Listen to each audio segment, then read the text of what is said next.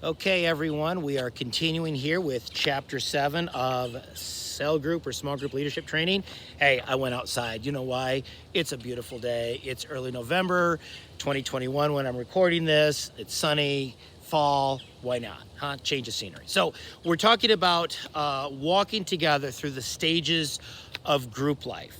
Okay, so again, in this chapter, they're talking about, okay, the entry stage in a small group when everyone's trying to get to know one another and, people are, kind of, they don't want to share with one another because they're anxious or they're nervous or, how it is in a small group. You're like, hey, I'm not going to let you know everything about me. I want to trust you and all those kinds of stuff, okay? So you're moving from that kind of a stage to perhaps times where perhaps there's some friction in the group because of disagreements or whatever, to the point where you're kind of a well-oiled machine and you're flowing together, as far as people are taking leadership roles.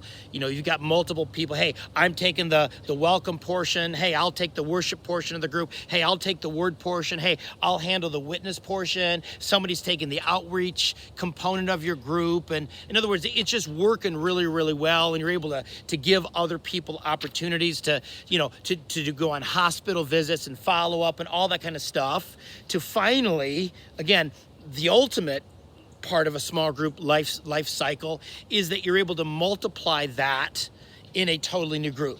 2 or 3 people come from your group and they start a new group, or one person leaves from that group and starts a new group with other people, or some way that in other words, your group is healthy when you're reproducing leaders in your group and you're actually reproducing new small groups. That's the definition of maturity, okay?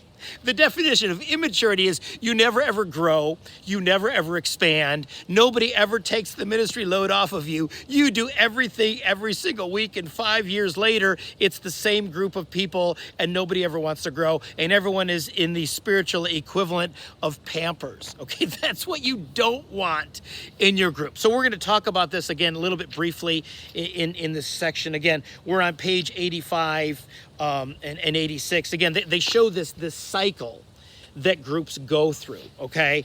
The forming stage, the storming stage where there's friction, the norming where kind of everyone settles in, the performing where everyone's firing on all cylinders. You get help with your group. Everyone's doing everything in the group and everyone's helping one another and all those kinds of things. And you're able to offload and delegate. And then finally, the final phase, the highest phase there is the reforming phase, is that you've not just multiplied leaders, but you've actually multiplied groups. Again, so they show the different stages. The forming stage, people are starting to participate, but people are anxious. There's very superficial relationships within your group. Everyone's talking about the weather, stuff like that, things like that. Okay, and so within the forming stage, what do you do as a leader? Okay, you take charge. Okay, group members are waiting for you to lead. So sometimes you're going to have to lead. Sometimes if nobody's answering the small group, the question in the word portion, you might need to, answer it yourself. Obviously, you're trying to get other people going, but sometimes you're just going to have to lead. Okay, but again, that's what we shouldn't. In other words, if that happens over a long period of time, that's an unhealthy group. Okay, statements like, what do you want from this group? I'll lead you where you want to go. Communicate that the group has no purpose. In other words, if the tail is wagging the dog, that's not good. Okay, so again, communicate your vision and what you've heard God say about your group. Where do you want this group to go? Cast vision for a group whose members take ownership, whose members start getting involved in ministry, and the group actually multiplies itself, in time. Okay, again, you just kind of go through all those types of things. You need to develop a small group covenant within your group. Okay, again, I alluded to this, I think, several videos ago, but again, and I will help you do this. Please reach out to me. I've got templates, but kind of sharing what this group's going to be, showing that, hey, within this covenant, we expect a number of things, okay? We're going to be a holistic small group. You explain that briefly. We're going to be a group that seeks to reproduce itself.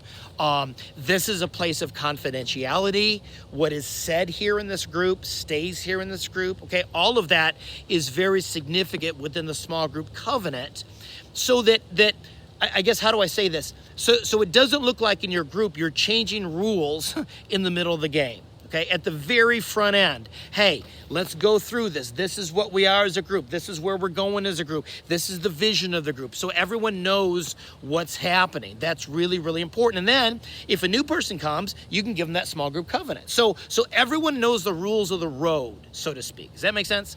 So again, do that. And again, that's very, very helpful. Okay.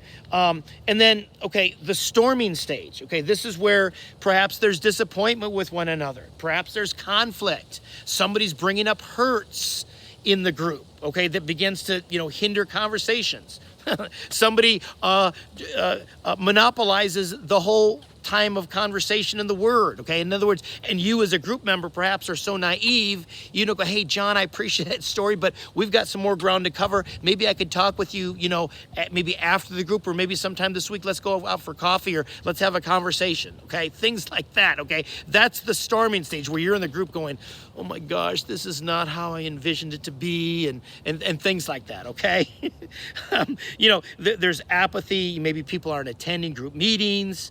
People aren't growing spiritually. Maybe somebody doubts your leadership in some way, shape, or form. Or maybe, again, spiritual warfare. Satan very much doesn't want unity within the church. Satan very much does not want people to be connected in the small group. Satan very much does not want people to grow spiritually. And Satan definitely does not want evangelism to take place. Okay, so realize those things can happen within that. Okay, so again, page 92, how do you press through the storming stage? Okay.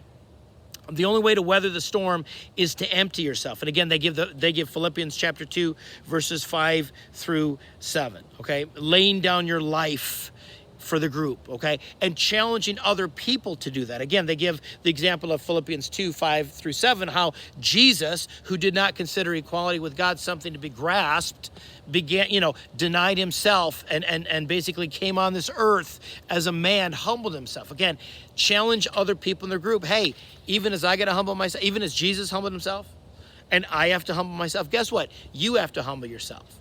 And challenge people with those types of things, okay? Members can work past the surface irritants of others. Members recognize that they don't have to have surface irritants that others dislike.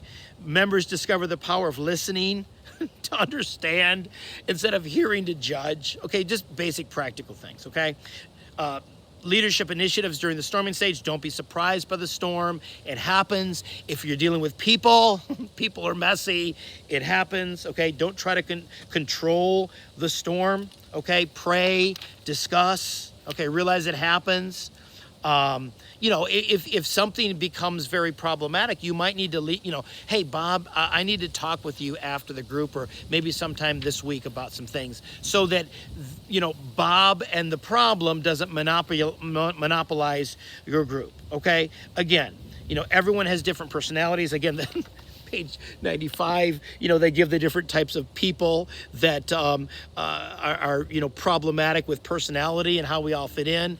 That can happen. Again, a lot of relationship problems in the church is simply personality conflicts. People see things a little bit different than you do, act differently than you do, again, take on things differently. Again, it's not, we don't sometimes it's spiritual warfare, and sometimes it's just personality conflicts, okay?